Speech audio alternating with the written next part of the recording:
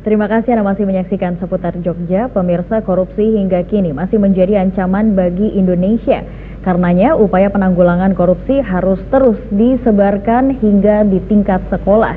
Kanwil Kemenak DIY mulai menerapkan zona integritas di sejumlah madrasah di wilayah DIY.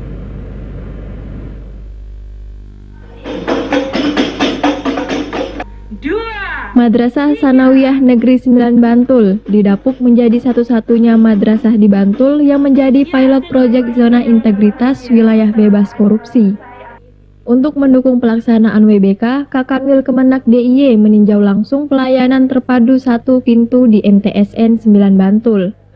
Dengan dukungan teknologi informasi, MTSN 9 memberikan pelayanan bagi siswa, wali, dan masyarakat umum secara terpadu.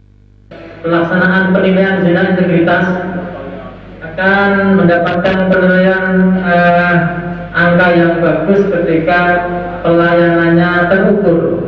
Jadi dengan pelayanan terpadu satu pintu, harapannya pelayanan semakin cepat, tepat, dan akurat serta mudah diakses oleh masyarakat. Dengan demikian menunjukkan bahwa MTS Negeri 9 Bantul berkomitmen untuk meningkatkan pelayanan. Kepala MTSN 9 Bantul, Nur Hasanah menjelaskan, untuk mendukung pelaksanaan zona integritas, wilayah bebas korupsi harus dilakukan terobosan-terobosan terkait pelayanan masyarakat dan transparansi penggunaan anggaran sekolah. Karenanya, PTSP dinilai sangat strategis untuk mendukung peningkatan pelayanan masyarakat secara mudah dan cepat. Yang pertama adalah pengadaan PTSP, yang di dalam PTSP itu kita ada inovasi 4O 1F, ya, 1 point service, 1 point entrance, online visitor book, online visitor review, dan flexible working space. Nah, itu adalah kita siapkan bahwa PTSP kita bisa diakses melalui jarak jauh dan juga mengurangi kerumunan. Anang Zainuddin, Jogja TV. Pandemi COVID-19 menuntut perubahan pada banyak hal di dunia pendidikan. Salah satunya terkait pelayanan.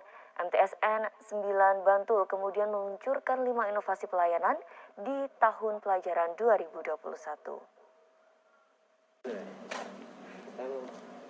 Kepala Sekolah MTS Negeri 9 Bantul Nur Hasanah Rahmawati menjelaskan, kelima inovasi pelayanan ini diwujudkan demi memenuhi protokol kesehatan. 5 inovasi pelayanan yaitu 1 point entrance atau OPE, 1 point service atau OPS, online visitor book atau OVB, online visitor review atau OVR, dan flexible working space atau FWS. Dengan berbagai macam inovasi ini diharapkan menjadi sebuah hal positif dan memudahkan dalam pelayanan bagi para anak didiknya untuk terus mendapatkan hal yang terbaru. Yang pertama adalah pengadaan PTSP, yang di dalam PTSP itu kita ada inovasi 4O 1F, ya, 1 point service, 1 point entrance, online visitor book, online visitor review, dan flexible working space. Nah, itu adalah kita siapkan bahwa PTSP kita bisa diakses melalui jarak jauh. Deli Nurwijaya, RBTV.